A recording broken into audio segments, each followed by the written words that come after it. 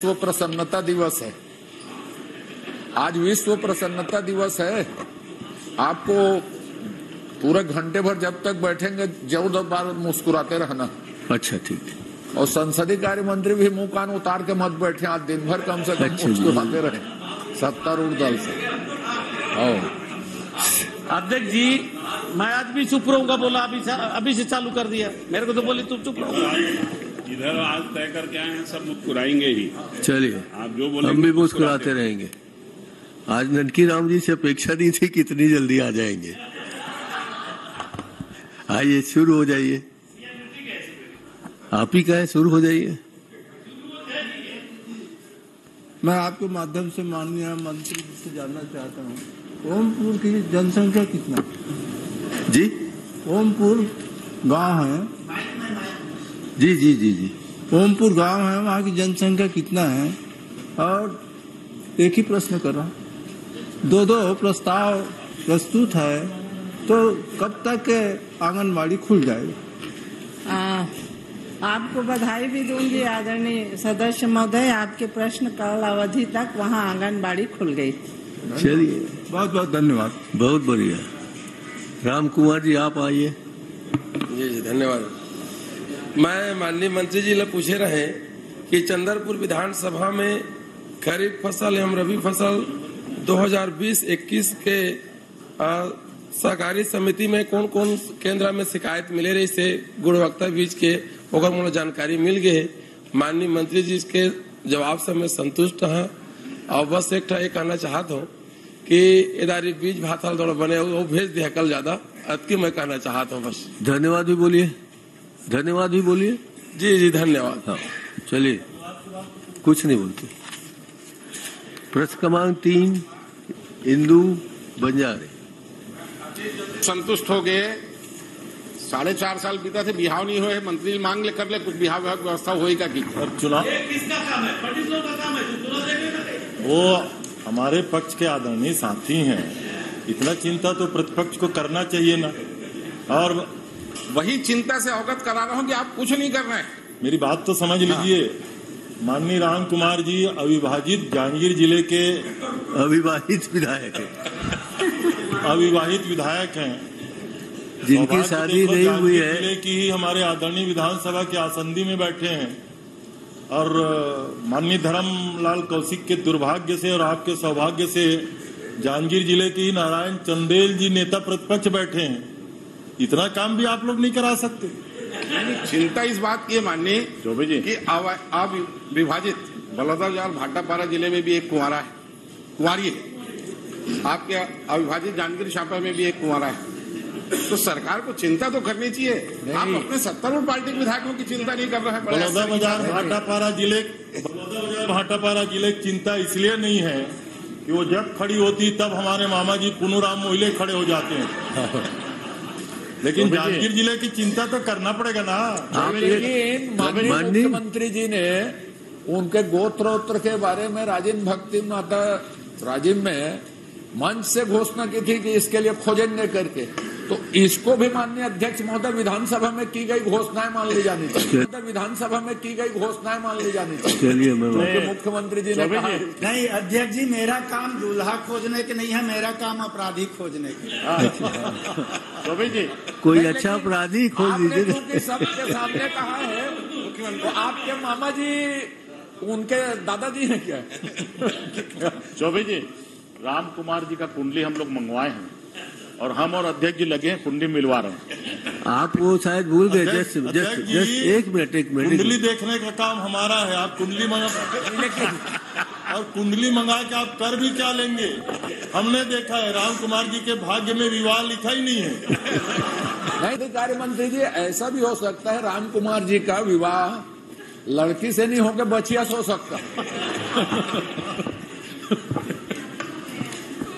आप जांजगीर जिले की तारीफ करते समय मानने भूल गए कि अध्यक्ष भी वहीं के हैं, नेता प्रतिपक्ष भी वहीं के हैं और सचिव भी वहीं के हैं। सचिव के बारे में नहीं बोला हूँ। सचिव के बारे में नहीं बोल पाए। ये सचिव भी वहीं के हैं।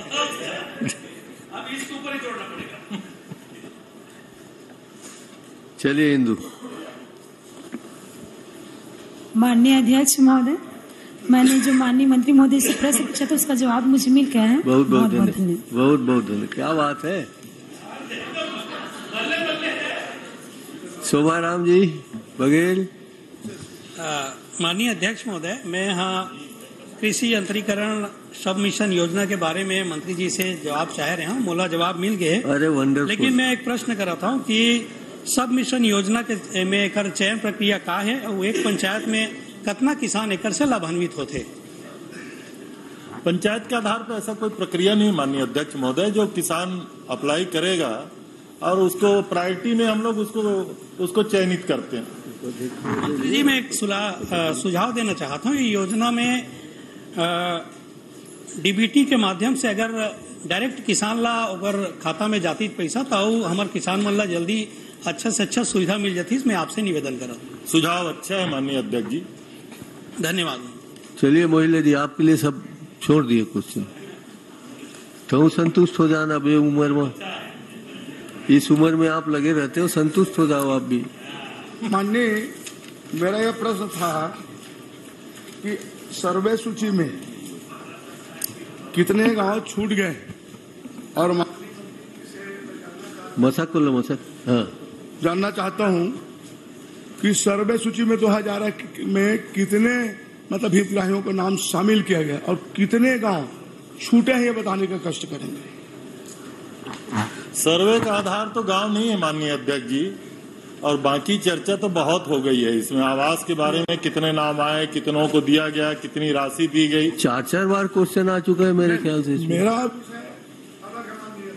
जी 2011 के सर्वे सूची में कितने हितग्राही आवास प्राप्त करने वालों को नाम शामिल किया गया, मैंने ये पूछा। अच्छा। कितने गांव उसमें छूट गए, अब इतने मैं आपको जानना चाहता हूँ। अब वैसे मेरा पूछने का मतलब, मुंगेली विधानसभा में 3 गांव छूटे हैं, तो उसका कोई कारण है, ये बताना चाहे आपके पास अगर जानकारी हो, ये मेरा कहना। और सर्वे सूची सर्वे में नाम गांव का छूटने का कोई कारण हो, ये मैं जानकारी तो नहीं दे पाऊंगा माननीय अध्यक्ष महोदय, बाद में दे दीजिए। लेकिन माननीय मुख्यमंत्री जी ने इसी सदन में घोषणा किए हैं कि जो छूटे हुए लोग हैं और पात्र लोग हैं, 1 अप्रैल से हम उसका सर्वे कराएंगे। गांव का नाम आप अभी सदन के रिकॉर्ड में ला दीजिए, मैं समझता हूं वो नोट हो जाएगा। ऐसे पात्र हितग्राही कोई नहीं छूटेंगे। और सेनपुर क्या कहे? करही, रामगढ़, सेनपुर। करही, रामगढ़, सेनपुर तीनों एक साथ है कि अलग अलग है? अलग अलग गाँव है। अब मेरा अभी तक आप माननीय अध्यक्ष जी, टोटल प्रदेश में 2011 के जनगणना के अनुसार कितने लोगों का नाम है, ये मैं जानना चाहता हूँ। ये मामा भांचा वाला रिश्ता है तुम उनके? आवास के लिए टोटल है, मामा भांचा है तुमने? टोटल पूरा सर्वे लिस्ट में बहुत बार चर्चा हो गई माननीय, उसमें नहीं, मैं तो अलग से बोल रहा हूँ ना। उस सर्वे में 18 लाख के अधिक लोग नाम आए थे, 11 लाख लोगों को पात्र माना गया था, 8 लाख से कुछ अधिक लोगों के आवास बन चुके हैं, 3 लाख से कुछ अधिक लोगों का आवास शेष थे, 3200 करोड़ से अधिक की राशि इस बजट में रखा गया है। उस सर्वे में पात्र 11 लाख सभी के आवास निर्मित हो जाएंगे, ये तो मैं कई बार उत्तर दे चुका हूं। मैं तो वो वाले प्रश्न का तो मैं आपको मैं जानकारी ले ही नहीं रहा हूँ।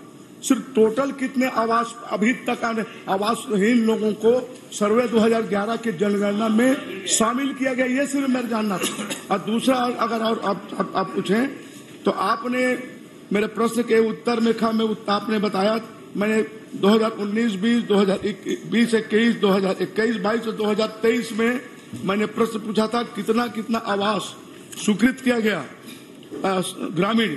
तो आपने जानकारी दिया है कि 2019-20 में 15,11,100, 2021 में 15,78,7,815, 2021 में 0 और 22-23 में 79,000। टोटल आपने 38,07,915 आवास स्वीकृत बताए हैं। और मैं आपसे ही जानना चाहता हूं उसमें टोटल आपने राज्यांश कितना दिया और केंद्र का राज्यांश कितना होता है बताने का, आपको देना बाकी कितना है? अध्यक्ष जी थोड़ा आंकड़े पढ़ रहे थे मामा जी, वो थोड़ा गलत था। 38 लाख नहीं है, वो 3,87,000। लिस्ट अपने पास है, आपने उत्तर दिया मेरे पास है। और इसमें बता देता हूँ, प्रधानमंत्री आवास में प्रपत्र ब में पीछे साइड को देखिए, प्रश्न इसमें ने पीछे में आपने दिया है। जो है थोड़ा सा गणित में कमजोर है, अंक जो है जहाँ घटाना रहता घटाते नहीं। गणित में आप कमजोर हो, मैं नहीं हूँ, मैं गणित का विद्यार्थी रहा हूँ। बिल्कुल बिल्कुल ठीक बोले। इधर गणित में सब कमजोर हैं, उधर गणित में सब तेज है।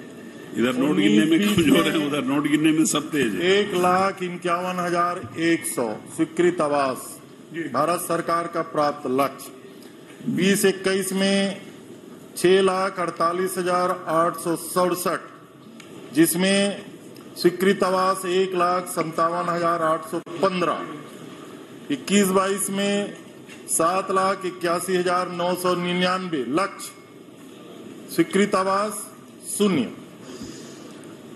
22-23 में 79,000, स्वीकृत आवास 79,000।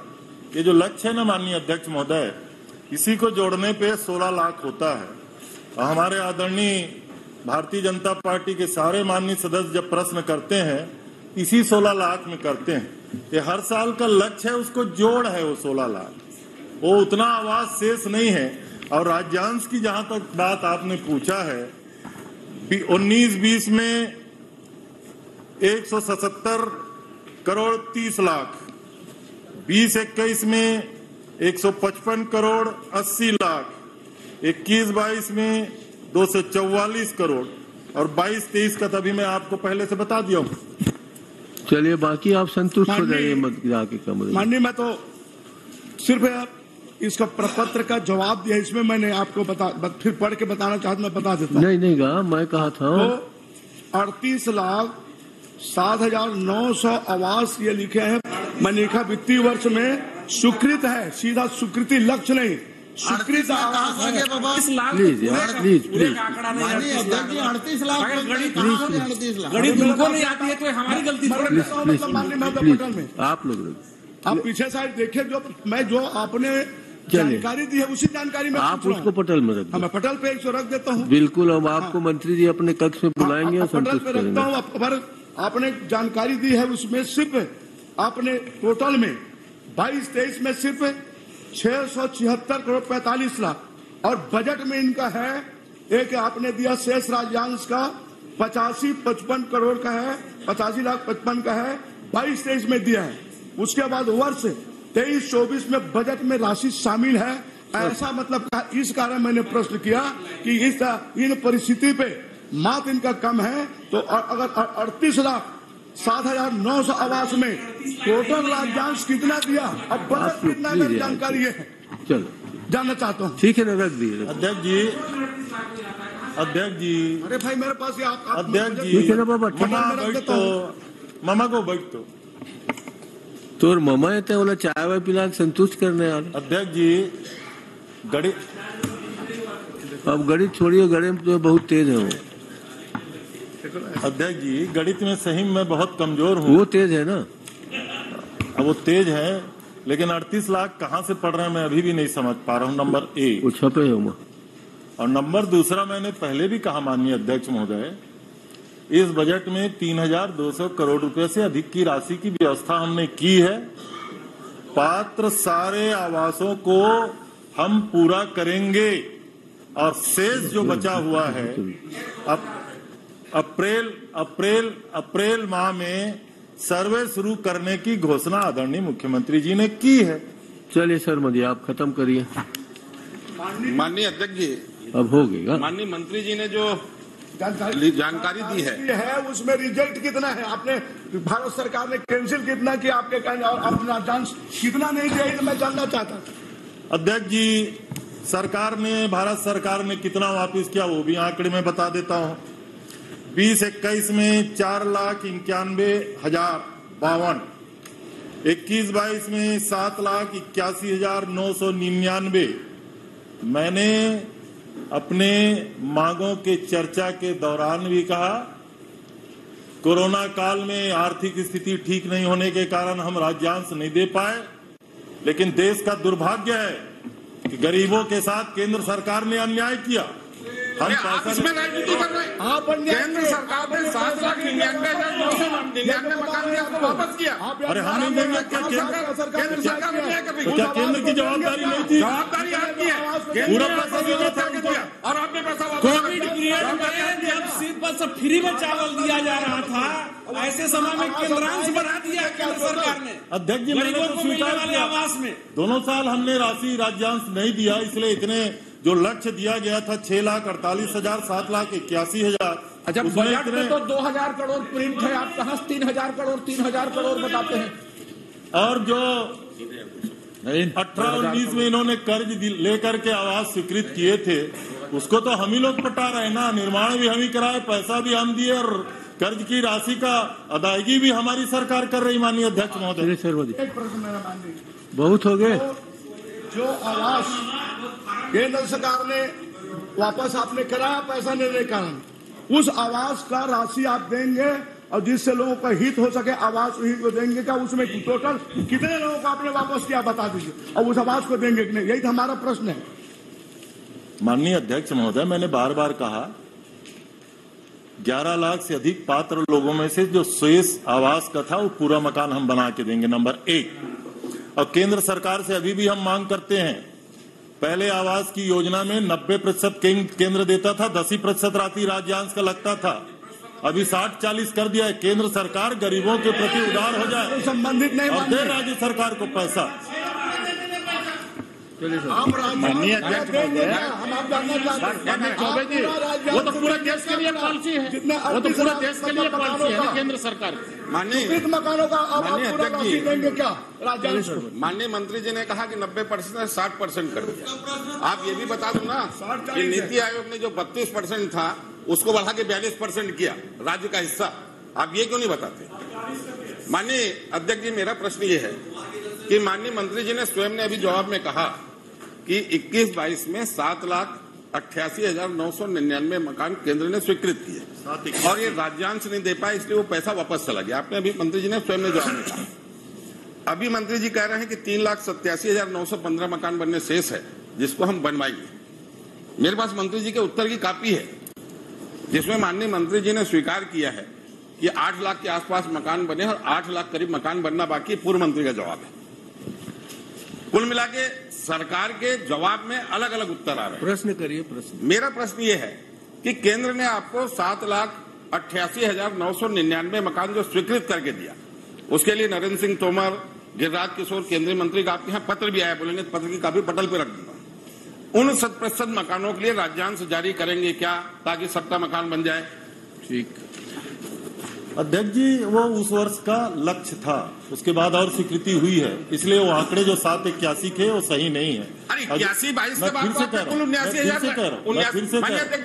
वो उस 21-22 का लक्ष्य था, उसके बाद और स्वीकृत हुए हैं, इसलिए वो आंकड़े अब सही नहीं है। अलग अलग समय लक्ष्य बदलते रहता है। और हमने कहा जितने भी शेष है उनके लिए हमने बजट प्रोविजन किया है, हम सारे गरीबों को मकान बना के माननीय मंत्री जी पूरे सदन को गुमराह कर रहे हैं। एक तरफ वो स्वयं स्वीकार कर रहे हैं कि 7,88,999 मकान केंद्र ने दिए और उसके बाद बोलते हैं हमने, उसके बाद तो आपने कुल स्वीकृत किया 79,000, आपने कुल स्वीकृत किया 79,000। आपके हिसाब से 7,10,000 मकान बचे रहने चाहिए। आप सदन में गलत जानकारी दे रहे हैं। जानकारी दे पूरा प्रश्न इतना लंबा मानिए अध्यक्ष जी, मेरा मंत्री जी से सिर्फ ये प्रश्न है, केंद्र ने 7,79,888 मकान जो स्वीकृत किए, उसके बाद आपने 79,000 मकान स्वीकृत किए, शेष 7,10,000 मकान को आप स्वीकृत करेंगे क्या? वो लक्ष्य 21-22 का था, अब 23-24 की ओर जा रहे हैं। 21-22 के बाद आपने स्वीकृति नहीं किया, फिर बोलते हैं आप सबको हम आवास दे रहे हैं। सभा माननीय अध्यक्ष जी, पूरे प्रदेश की गरीब जनता का आवास छीनने वाली ये सरकार दिल्ली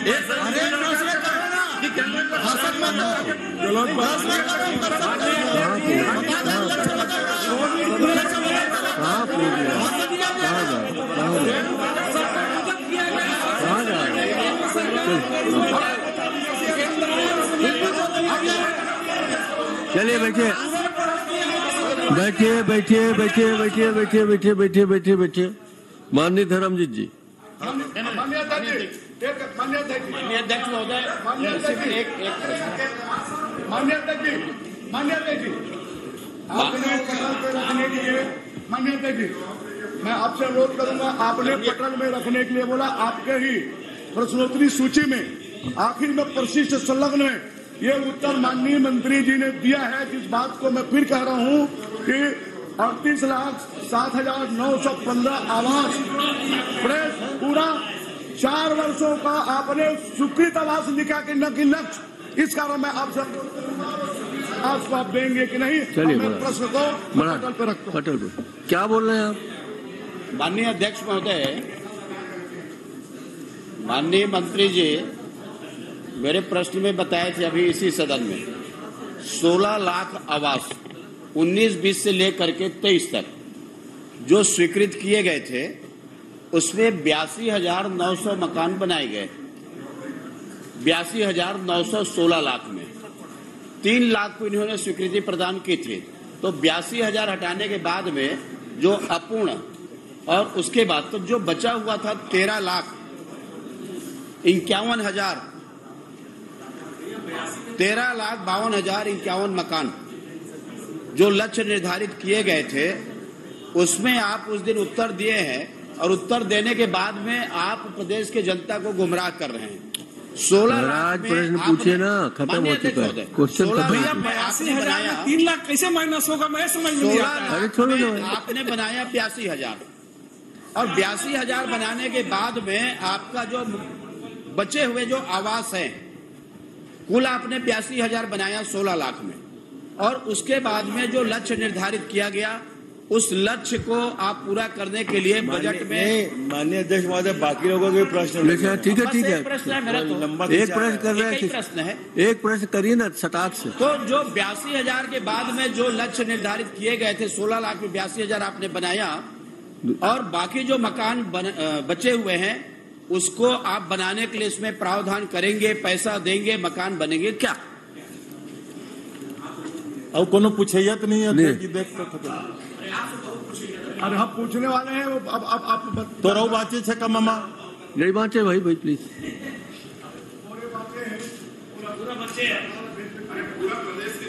कुछ करते चाहिए। अरे 4-5 बार तो कर डालेगा, हड़ताल के लग हो गया, वो कहा मान गए थे, समझ लो। मैं बाचे साहब 7,10,000 मकान। अरे सब तो हो गया नहीं भाई, उनको सबका अध्यक्ष जी, आपसे आग्रह है अध्यक्ष जी, 2011 के जनगणना में जितने नाम हैं वो छूट गए आपका, और है वो लिस्ट को पूरा करेंगे क्या? बस इतना ही अपना 15 लाख रुपया कहाँ पे लाख किस्त बन रहा? अध्यक्ष जी, अभी 3 प्रश्न में 3 आंकड़े। माननीय धर्म भैया का प्रश्न था 13 लाख बचे हैं, उनका क्या हुआ? आदरणीय शिवरतन भैया का प्रश्न था 16 लाख। मैंने उत्तर ही अलग अलग दिया, सब जगह उत्तर दिया कि ये सारे आपके दिए गए उत्तर के संबंधित कोई अलग अलग नहीं बोल रहा। माननीय मंत्री जी, मेरा उत्तर आपके प्रश्न से था, आपने कहा कि 21-22 में 7,88,999 मकान की केंद्र ने स्वीकृति दी, हम राज्यांश नहीं दे सके इसलिए वो पैसा वापस चला गया। आपने उसके बाद 22-23 में 79,000 मकान स्वीकृत किया है, माने 7,10,000 मकान की स्वीकृति केंद्र जो पहले दी थी उसकी बाकी है। आप वो 7,10,000 मकान बनाएंगे क्या? मेरा पॉइंटेड प्रश्न है बिल्कुल, और आपके उत्तर से ही मैंने प्रश्न किया है। आपने जो उत्तर दिया उत्तर से ही मैंने प्रश्न किया है। चलिए, मैं कह रहा था अध्यक्ष जी, 3 आंकड़े तो आपके सामने आए। आदरणीय धर्म भैया ने 13 लाख कहा, आपने 16 लाख कहा। मैंने 16 लाख नहीं कहा, मैंने आपने जो प्रश्न उत्तर दिया उसी से मेरा प्रश्न है। आपने 87,88,999 मकान की 21-22 में स्वीकृति बताई तो कर लो, किसको क्या झूठ बोलना है, क्या बोलना है? मैंने 7,10,000 मकान आपको स्वीकृत करना है जो आप नहीं कर रहे। मैंने आपके उत्तर से ही प्रश्न किया है। चलिए आप सदन को घुमाइए मत, आप मिश्री लाल बने रहिए, जलेबी मत बनिए, मेरा निवेदन ये। मिश्री भैया रहे ज्यादा अच्छा रहेगा, जलेबी ना बने। तो बैठना भैया, ये 2 आंकड़े में बताया और तीसरा आंकड़े मेरे मामा जी ने 38 लाख का कहा। मैं खुद इस आंकड़ों में मैं खुद कंफ्यूज हूं माननीय अध्यक्ष महोदय। मैं 38 लाख तक, ये 38 लाख तक मैं संख्या कैसे पहुंचाऊं और कहां से रिकॉर्ड लाऊं, मैं ये नहीं समझ पा रहा। माननीय आपको मैं आपको जो आपने जवाब दिया उसको मैंने पटल पे रख दिया। आप देखवा आपके प्रश्न पीछे देख लीजिए ना, आपके प्रश्नोत्तरी आपने दिया है, पीछे में आपने जवाब दिया है। आप प्रशिष्ट में आप उसी में आप देखवा लीजिए, आपके पास प्लीज प्लीज चलिए चलिए खत्म करिए। धर्मजीत का नाम मैंने पुकार लिया। मेरा प्रश्न बहुत पॉइंटेड है, उसी में माननीय अध्यक्ष नहीं, माननीय अध्यक्ष महोदय, आवास का मामला हमने कई बार उठाया, लेकिन महत्वपूर्ण मामला है और महत्वपूर्ण मामला है इसलिए हम कई बार उठा रहे हैं। अब माननीय शिवरतन जी ने जो 2021-22 की बात की है और आपने स्वीकार किया है कि हमने राज्यांश उस समय नहीं दिया, ठीक है, तो उसका क्या होगा ये बता दीजिए। अब अध्यक्ष जी ये थोड़ा परे जा रहा है, लेकिन राज्यांश का क्या होगा आदरणीय नेता प्रतिपक्ष जी का प्रश्न है। केंद्र सरकार के द्वारा राज्यों के लिए जो हमारी छत्तीसगढ़ को दे राशि है लगभग 38-40 हजार देखिए करोड़, ये तो घुमाने वाली बात है माननीय अध्यक्ष जी। माननीय मंत्री वो हमें मिलेगा। ये एक माननीय मंत्री जी घुमाने वाली बात है। सीधा हमारा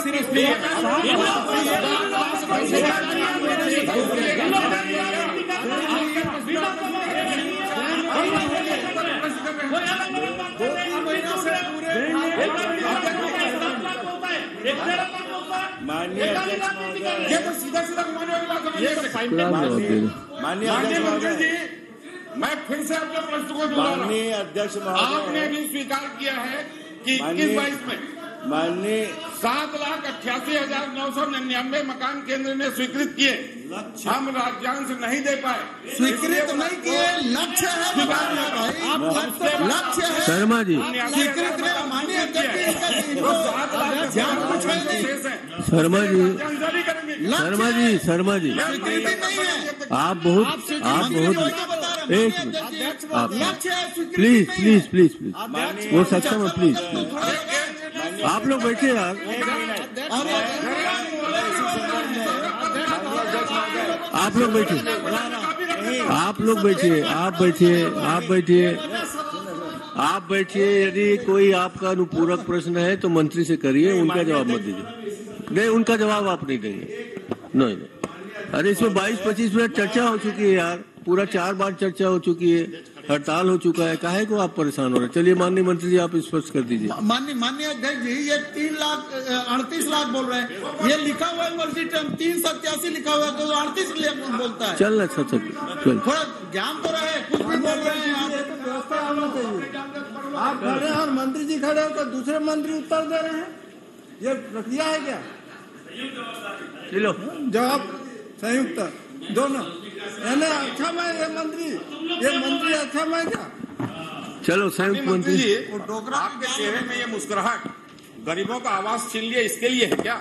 चलिए ना, अब आगे गरीब अपने आवाज से वंचित होगा इसके लिए आपके चेहरे में मुस्कुराहट है क्या? प्रश्न तो कर नहीं पा रहे हो, भाषण भर दे रहे हो। भाषण नहीं दे रहे हैं, अरे भाषण नहीं दे रहे हो, क्या कर रहे हो?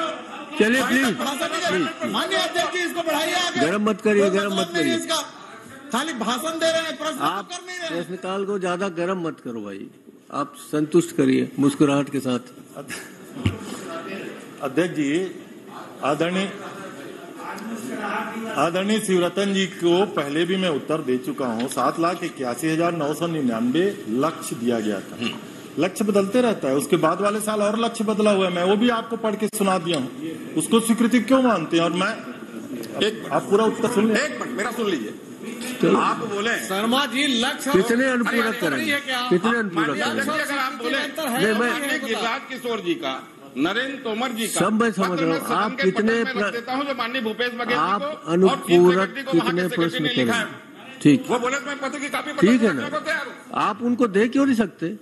आप ऑफिस में जाके नहीं दे सकते, आप कक्ष में जाके नहीं दे सकते, सब तो कर सकते हैं आप तो विद्वान हैं। मैं विद्वान नहीं हूँ सर, आप विद्वान हैं, आप उनको जाके चाय भी दीजिए। मेरे पॉइंटेड प्रश्न का उत्तर माननीय मंत्री से पॉइंटेड दिला दीजिए घुमाने के बजाय। अध्यक्ष जी, आप विद्वान आदमी हैं, आप जाके बात कर लीजिए। आपने माननीय शिवरतन जी को विद्वान कहा, लेकिन आज वो कंफ्यूज हैं। अच्छा, कंफ्यूजन। बार बार मैं उत्तर में कह रहा हूं कि हमने राज्यांश उस साल का नहीं दिया, उसमें कौन सी बात है? हम तो स्वीकार कर रहे हैं। अरे भाई, आपने स्वीकार किया ना, आप राज्यांश नहीं दे पाए। हाँ, हमने तो बाकी के लिए राज्यांश देंगे क्या? मेरा प्रश्न यही है।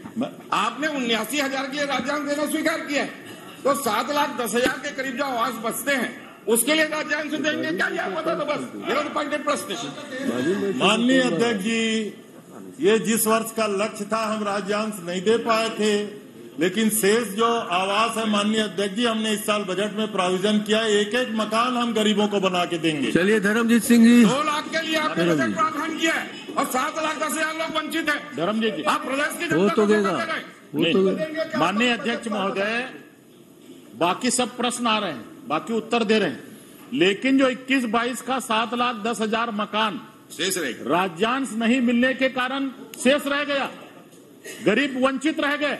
और इन्होंने जिक्र किया नरेंद्र सिंह तोमर जी और गिरिराज जी का, अरे हम तो टीएस सिंहदेव साहब के पत्र का भी उल्लेख कर रहे हैं, हम तो उसका भी उल्लेख कर रहे हैं।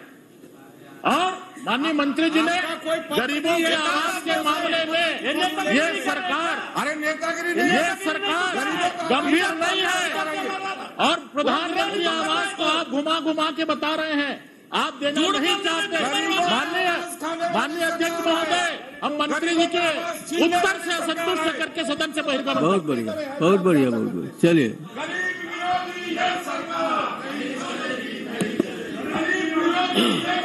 माननीय अध्यक्ष जी, धर्मजीत जी, 15 लाख लेकर यहाँ सीधा, धर्मजीत जी बैठना भैया, 15 लेकर चल रहा धर्मजीत जी, तो चले गए ना। हाँ तो मैं तो आपका नाम कब से पुकार रहा हूँ। मैं तो सर कई बार खड़े हो गया, पर नहीं, चलिए आप चलिए। माननीय अध्यक्ष महोदय, मेरे प्रश्न पूछने का मुख्य आशय ये है कि मैं कुछ दिन पहले आपके उच्चाधिकारियों के संग गौठान के दौरे में गया था, 2 गौठान का निरीक्षण किया।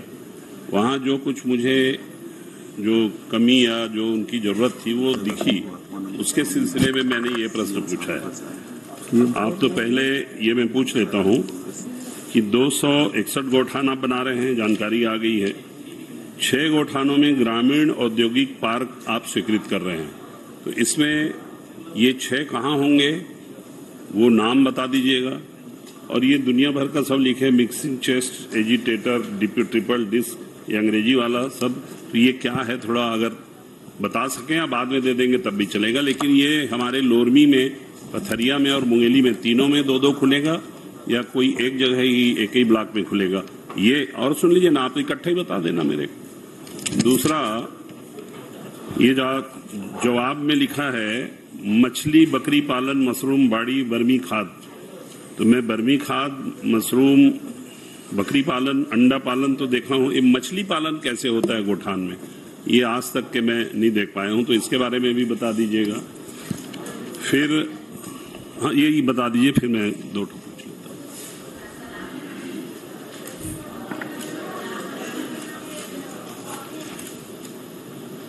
अध्यक्ष जी, माननीय धर्मजीत भैया ने जो बाकी जानकारी चाहिए है वो तो सारे उत्तर में दे दिया गया है, कहाँ कहाँ गौठान है, क्या क्या एक्टिविटीज है, कितना स्वीकृत है, कितना काम हो रहा है। आपने रीपा के बारे में पूछा है, मुंगेली विकास खंड के संबलपुर और लीमहा, पथरिया विकास खंड के धरदेई और सिलतरा, लोरमी विकास खंड के चंदली और सावतपुर, मैं समझता हूँ ये दोनों आपकी कॉन्स्टिट्यूंसी हैं। रीपा का काम, महात्मा गांधी ग्रामीण औद्योगिक पार्क का काम, यहाँ के लिए दोनों गौठानों, ये 2-2 गौठानों का चयन किया गया है और प्रत्येक गौठान में रीपा के काम के लिए लगभग 2-2 करोड़ की राशि स्वीकृत की गई है। आपने कहा लोरमी और चंदेली में गोबर पेंट इकाई की स्थापना हेतु जो राशि खर्च की जा रही, कौन कौन सा मशीन क्या नाम आप बता रहे हैं। अब गोबर पेंट के लिए जो आवश्यक मशीनें वो खरीदी जा रही है वहाँ। मछली का तो बता दीजिए, मछली कैसे पालते हैं बता दीजिए। मछली गौठान में कैसे पालते? गड्ढा खोद के पालते हैं मेरे ख्याल से।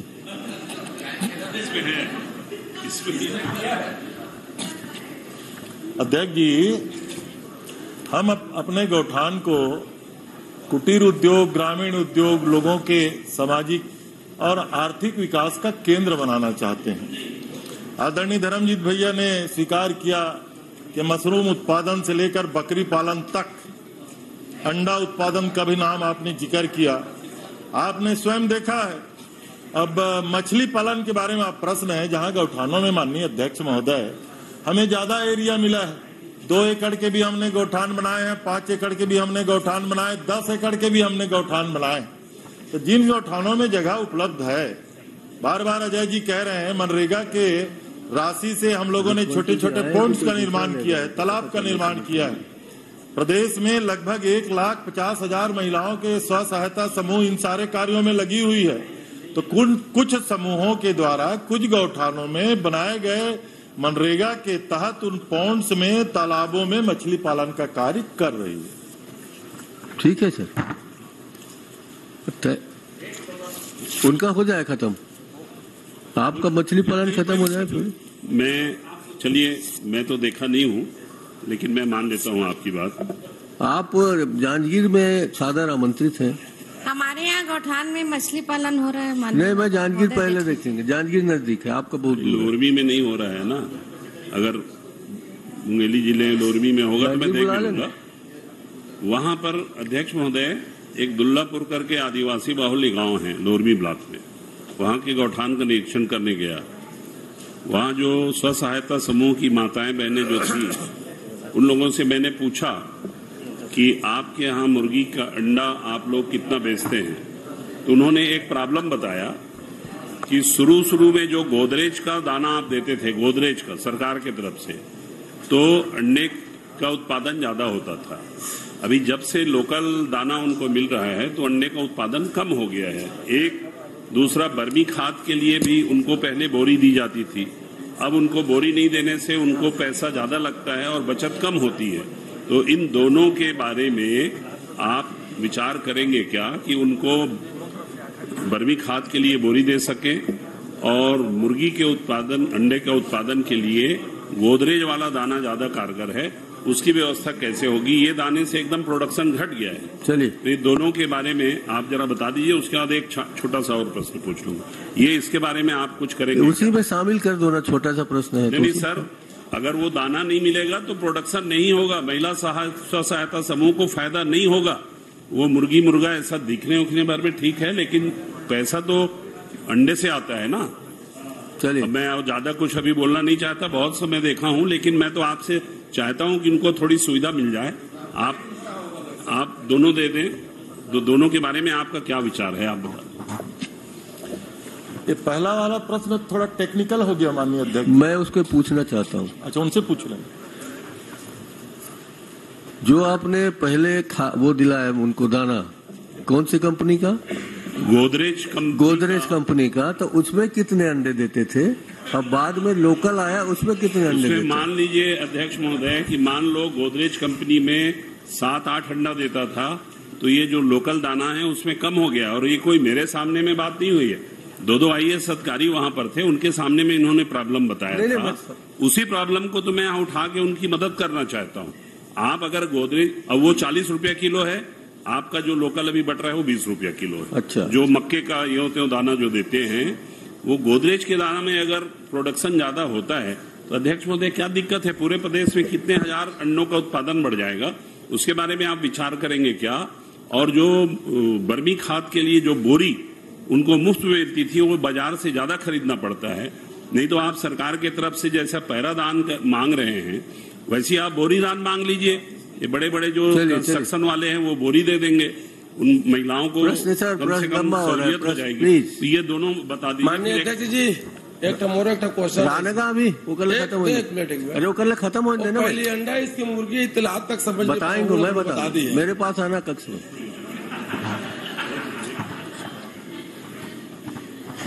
मैंने पहले भी कहा अध्यक्ष जी, तकनीकी बात हो गई। मेरे कौन 2 IAS अधिकारी उनके साथ गए थे, उन्होंने देखा कि पहले अंडा ज्यादा उत्पादन होता था, बाद में कम होता था। मुर्गियों से वो बात किए कि नहीं किए? मैं आपको बता दूं, पहले ज्यादा अंडा देते थे, बाद में कम देते हैं। नहीं दे रहे हैं, अब नहीं भी दे रहे हैं, बता रहे हैं माननीय अध्यक्ष जी। अब मैं विभाग में चर्चा कर लूंगा कि पहले कौन सा फीड उनको दिया जाता है। गोदरेज जो तालाब, और गोदरेज के फीड के लिए ही आप क्यों प्रेशर कर रहे हैं? मुझे अधिकारियों ने बताया, मैं तो गोदरेज का तो अलमारी जान रहा था। अभी आते आते बताया गया कि गोदरेज का कोई फीड पहले शुरुआत में दिया गया, वहां पर उसके कारण अंडे का प्रोडक्शन हुआ। मैं जब महिलाओं के संग सेट के नीचे बैठ के बात कर रहा था, उन लोगों ने भी बताया कि जब से वो दाना बंद हुआ है तब से प्रोडक्शन कम हो गया है। और प्रश्न एक गौठान का नहीं है। आप जरा सोचिए, अगर एक गौठान में गोदरेज के दाने से प्रोडक्शन बढ़ता है तो इस प्रदेश में हजारों गौठान बने हैं, कितना प्रोडक्शन बढ़ेगा, आपका अचीवमेंट होगा। सर, अंडे से की बिक्री से पैसा चलिए धर्मजीत जी। तो अध्यक्ष महोदय, मैं तो विचार करने के लिए बोल रहा हूँ। मैं कर रहा हूँ। आप दाना नहीं भी देंगे तो मुझे कोई तकलीफ नहीं है, ठीक है। कोई दाना मत दीजिए, तब भी मुझे कोई आपत्ति नहीं है। बोरी दे दीजिए, पैसा बचेगा, महिलाओं को ताकत मिलेगी। एक आखिरी प्रश्न और करना चाहता हूँ, मांग कर रहा हूँ, प्रश्न भी नहीं है। मैं अभी होली के दूसरे दिन पंडरिया ब्लॉक के छिंदीडी गांव में जो बैगा बाहुल्य है वहां पर गया था मिलने। उन लोगों ने वहां कहा कि उनके गौठान में ट्यूबवेल नहीं है, तो आप कृपा करके यही घोषणा कर दीजिए कि वहां उन बैगा लोगों के गौठान में ट्यूबवेल खुदवा दीजिए। जिस गौठान में ट्यूबवेल की बात आदरणीय धर्मजीत भैया कह रहे हैं, अधिकारियों को हम निर्देश देंगे वहां ट्यूबवेल तत्काल करा देंगे। नंबर एक। दूसरा, माननीय अध्यक्ष महोदय, वर्मी कंपोस्ट के लिए जो छोटी बोरी देने की बात हो रही है, अब हमारे एसएचजी की महिलाएं खुद उत्पादन कर रही हैं, खुद बेचती हैं, इसलिए उसको लिंक किया गया है। और तीसरा आपका प्रश्न था, अंडे का उत्पादन कम हो रहा है, या तो मुर्गियों के एज के कारण पहले ज्यादा देते होंगे, बाद में कम देते होंगे, सब यंग या केवल फीड के कारण, उसको हम दिखवा लेंगे। सब यंग मुर्गी, उसकी जांच करा लीजिए। यंग है, उम्र के कारण। अरे भाई, आप तो गोदरेज का दीजिए। ये बड़ा गंभीर प्रश्न है। माननीय मुर्गी से पूछ ले कौन सा दाना खा के नहीं, फिर नहीं तो मैं एक किस्सा बताया था। मुर्गियों से बात कर ले अध्यक्ष जी, आप नहीं, मैं समझ रहा हूँ, मैं एक अंडे वाला किस्सा बताया। नहीं, आप सुनिए ना, गोदरेज का जो फीड है वो 40 रुपए मिलता है जी, और आपका लोकल फीड 20 रुपए मिलता है, तो आधा तो ऐसे ही हो जाएगा। हाँ, तो वही तो हो रहा है, एज के हिसाब से नहीं। और अध्यक्ष जी, मैं एक दिन, आप नहीं थे अध्यक्ष महोदय, एक मिनट सुन लीजिए।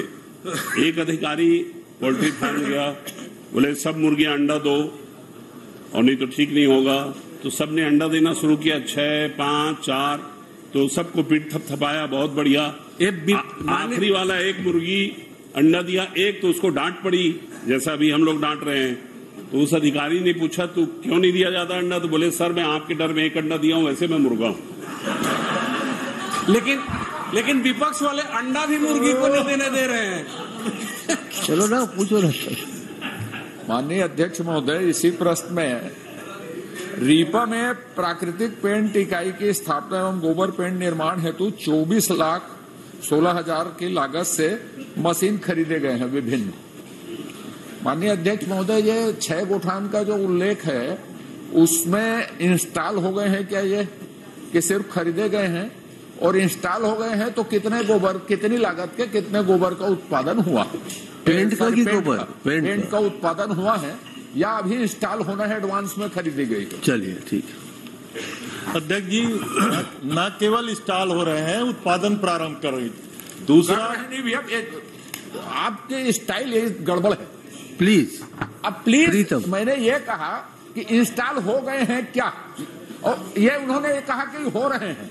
प्रीतम, पेंट भी उत्पादन कर रहे हैं। मैं प्रॉपर यहाँ के लिए जो प्रश्न में है उसमें पूछा कि खरीद लिए गए हैं तो इंस्टॉल हो गए हैं क्या, और इंस्टॉल हो गए हैं तो उत्पादन कितना हुआ है, चलिए कितने बेचे गए, हो रहे हैं तो कहीं के उसमें हो रहे होंगे। मैं तो ये प्रश्न में उसका पूछ रहा हूँ। चलिए अध्यक्ष जी, माननीय अजय जी के साथ गोधन के कई चर्चा में गोबर का पेंट, गौमूत्र की दवाई, सब पे चर्चा, कितनी राशि, कितना सब कुछ हो चुका है, और माननीय धर्मजीत भैया क्षेत्र में कितना उत्पादन हुआ है, मैं अलग से आंकड़े आपको उपलब्ध करा दूंगा। चलिए प्रीतम राम जी।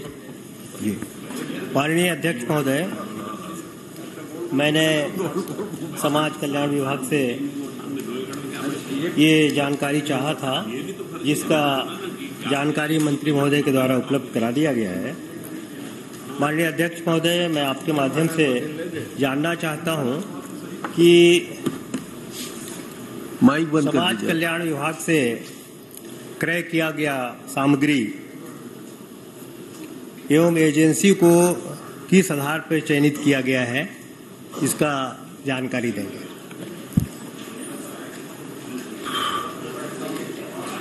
माननीय अध्यक्ष महोदय, ये एजेंसी हमारी भारतीय कृत्रिम अंग निर्माण एलेम्को से क्रय किया जाता है। ये भारत शासन के द्वारा अधिकृत है, इसलिए हम लोग वहीं से खरीदते। जी दूसरा प्रश्न।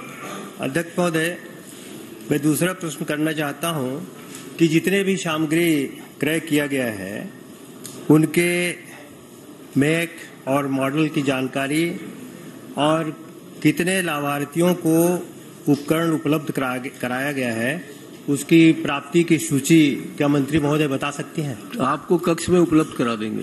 धन्यवाद। आप कक्ष में उपलब्ध करा दीजिएगा। जी जी। ब्रिजमोहन अग्रवाल जी। ब्रिजमोहन अग्रवाल जी। माननीय अध्यक्ष महोदय, मैं मंत्री जी से जानना चाहता हूं कि बोट घाट परियोजना को इसी कार्यकाल में हम प्रारंभ कर देंगे, शुरू कर देंगे, इसकी घोषणा माननीय मुख्यमंत्री जी ने और माननीय मंत्री जी ने सदन में की थी या नहीं की थी? अध्यक्ष जी, दक्षिण बस्तर के लिए ये बेहद आवश्यक। और दूसरा माननीय अध्यक्ष महोदय, छत्तीसगढ़ जिन अलग अलग बेसिन में हमारी परियोजनाएं हैं, महानदी बेसिन का काम हम कर नहीं पा रहे हैं क्योंकि आपकी हुकूमत में जिस तरीके से महानदी में एनीकट बनाए गए थे, महानदी आगे अब बोध घाट गोदावरी बेसिन में जाना पड़ेगा। गोदावरी बेसिन में चलने दीजिए, महानदी बाद में आइएगा, प्रश्न पूछेंगे। तो मैं वही कह रहा हूं, महानदी बेसिन में आपके कारण, आपकी सरकार के कारण जो ट्रिब्यूनल में डिस्प्यूट है, हम एक भी काम ठीक से नहीं कर पाए। ये गोदावरी बेसिन का मामला है, हमारे हिस्से के पानी का हमको उपयोग करना है, इसलिए हमने ये योजना की शुरुआत की थी। और हम चाहते थे कि दंतेवाड़ा, सुकमा और बीजापुर जिले में लगभग 2 से 2.5 लाख हेक्टेयर में इस योजना से सिंचाई प्रारंभ करें। उसके लिए माननीय मुख्यमंत्री जी ने इस सदन में कहा था कि हम इसका डीपीआर बनाएंगे, उसके बाद इसका काम शुरू करेंगे। तो उसमें कोई नहीं की बात नहीं, हमने बजट में भी प्रोविजन इसके लिए रखा था। माननीय अध्यक्ष महोदय, मैं पूछ रहा हूं कि माननीय मुख्यमंत्री जी ने और आपने इस सदन में, माननीय रमन सिंह जी ने और मैंने दोनों ने कहा था कि योजना आप प्रारंभ नहीं कर सकते। आप दोनों ने खड़े होकर कहा इसी कार्यकाल में इस योजना को हम प्रारंभ कर देंगे, पूरा कर देंगे। क्या आपने ये घोषणा की थी या नहीं की थी? और अभी महानदी बेसिन की नहीं, अभी गोदावरी बेसिन की बात चल रही है, उसमें कोई रोक नहीं। अध्यक्ष जी, नर्मदा बेसिन और गंगा बेसिन में नहीं पहुंच रहे, उधर भी आ जाऊंगा अगर आप कहेंगे तो। अध्यक्ष जी, डीपीआर बनाने की बात हुई थी उस समय जब माननीय मुख्यमंत्री जी ने घोषणा की थी। कंप्लीट करने की ना ना ना ना ना ना ना ना चर्चा उसकी कापी निकलवा के आपके पटल में रख देते हैं। फिर से जो चर्चा हुई थी, डॉक्टर रमन सिंह जी आप भी थे और माननीय मुख्यमंत्री जी भी थे। माननीय डॉक्टर रमन सिंह जी ने कहा था कि आप डीपीआर भी नहीं बना पाएंगे, तब माननीय मुख्यमंत्री जी ने कहा था हम बनाएंगे और प्रारंभ करेंगे। ना ना 30 साल से आप कोई काम नहीं कर पाए, पूरा करने की बात कहां से हो जाएगी? 60 साल में तो आप चलिए ना, सिंचाई के रकबे डबल करने की बात। शर्मा जी प्लीज, जो नहीं कर सकते वही बात तो आप लोगों ने की थी, रोना ये है। अब ये चर्चा का विषय नहीं है माननीय अध्यक्ष महोदय कि 9-9 साल देश की हुकूमत कर रहे हैं, आप एक तो सिंचाई की बड़ी परियोजना नहीं दे पाए। नहीं कह रहे हैं, ये कोई चर्चा का विषय नहीं, मैं स्वीकार करता हूं। लेकिन माननीय अध्यक्ष महोदय, आदरणीय मुख्यमंत्री जी ने डीपीआर बनाने की बात यहाँ इस सदन में कही थी। माननीय ब्रिजमोहन जी के प्रश्न में उत्तर अभी आया है, मैं स्वीकार करता हूं। और जिस कंपनी को हमने डीपीआर बनाने का ये कॉन्ट्रैक्ट दिया हुआ है, उन्होंने समय बढ़ाने की मांग की है। माननीय अध्यक्ष महोदय, मैं माननीय मंत्री जी से जानना चाहता हूं, क्या इस योजना की पर्यावरण स्वीकृति प्राप्त हो चुकी है? शुरू में माननीय अध्यक्ष महोदय, जब इस योजना को केवल हाइड्रल पावर के रूप में शुरुआत किया गया था, तो पर्यावरणीय स्वीकृति इस योजना की प्राप्त हो चुकी थी। माननीय अध्यक्ष महोदय, जिस कंपनी को ये सर्वे का काम दिया गया है, उस कंपनी को क्या पूर्व में भी छत्तीसगढ़ का राज्य का सिंचाई का पूरी योजना बनाने के लिए कोई काम दिया गया था? अध्यक्ष जी,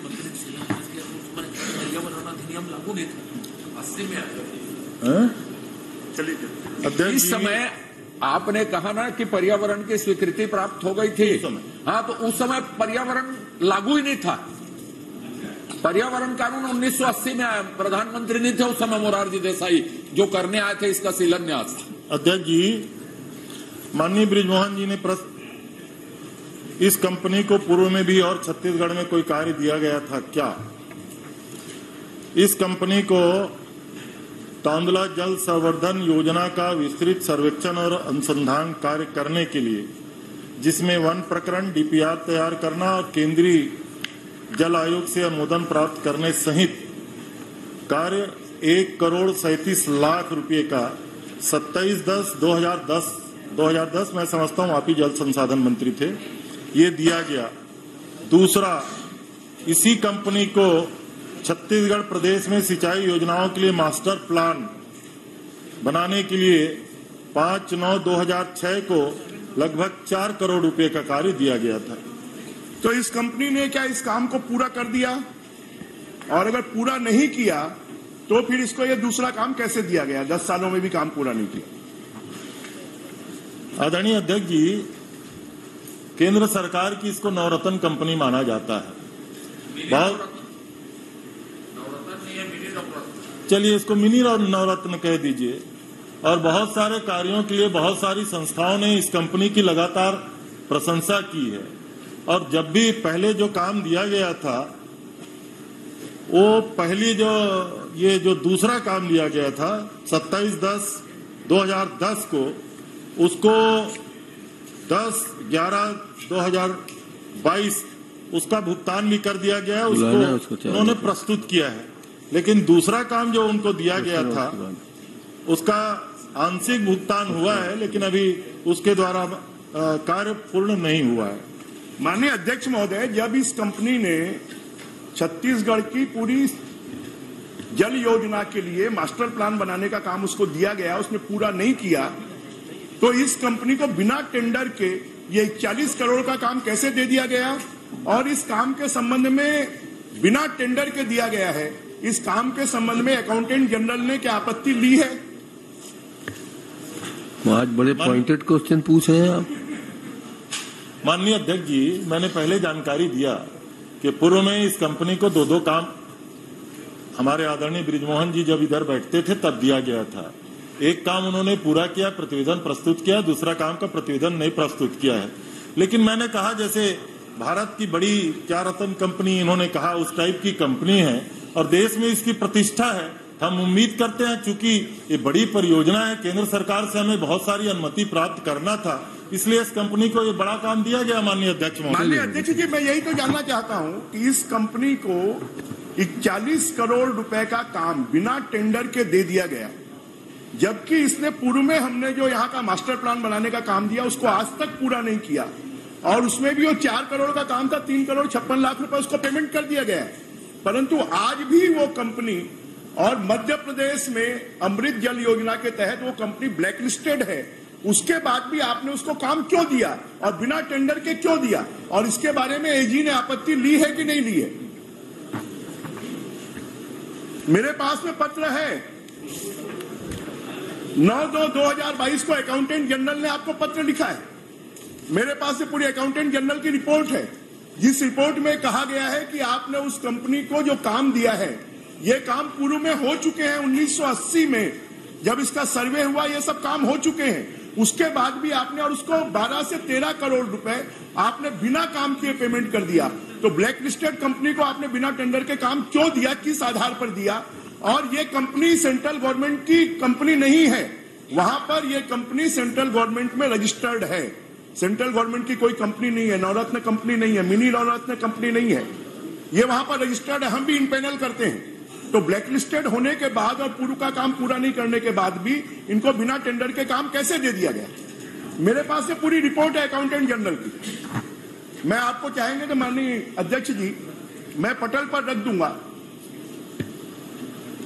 अध्यक्ष जी, एजी के ऑडिट में सारे इस प्रकार की चिट्ठियां आती हैं, पैरा बनते हैं और ऑडिट का निराकरण किया जाता है। ये सतत प्रक्रिया है माननीय अध्यक्ष महोदय।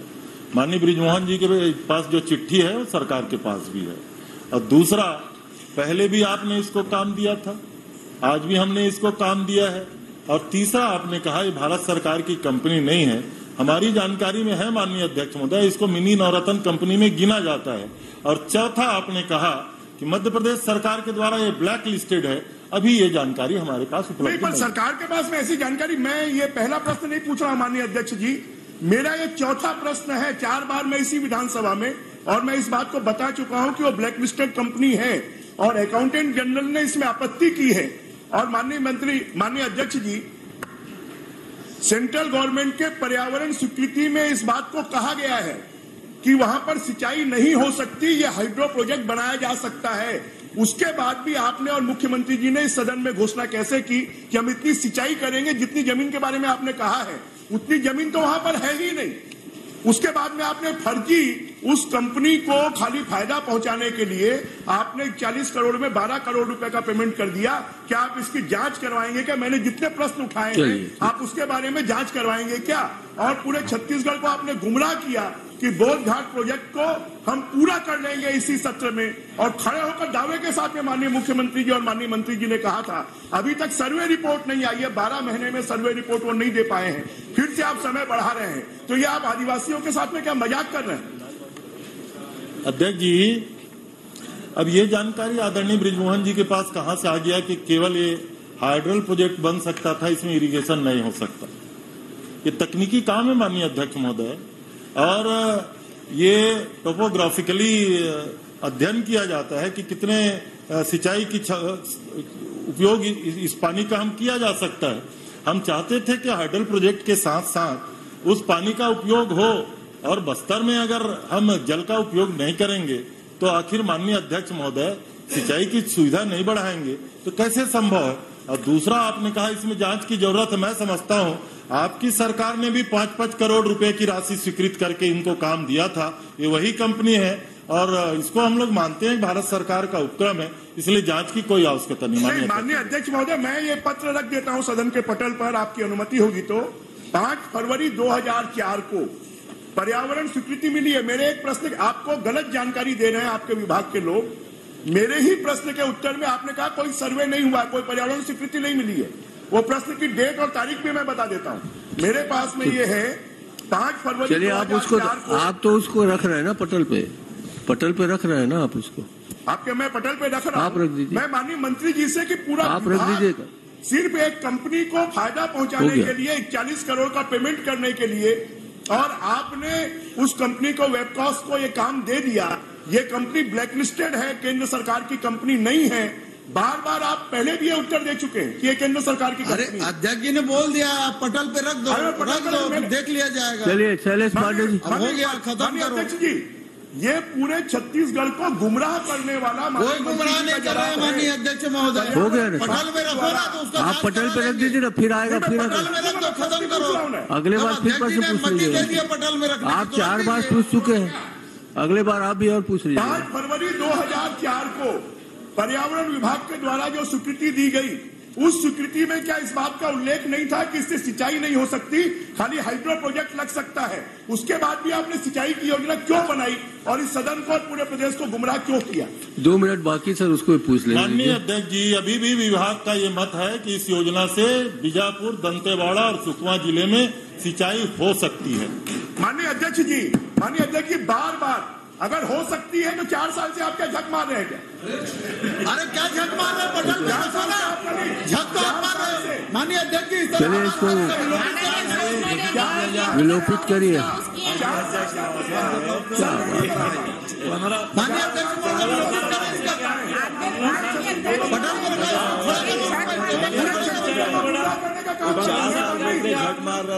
माननीय अध्यक्ष जी, जब इनके समय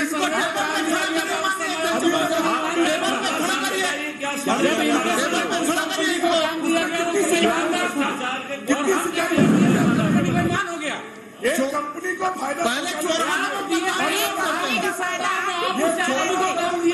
10 करोड़ रुपए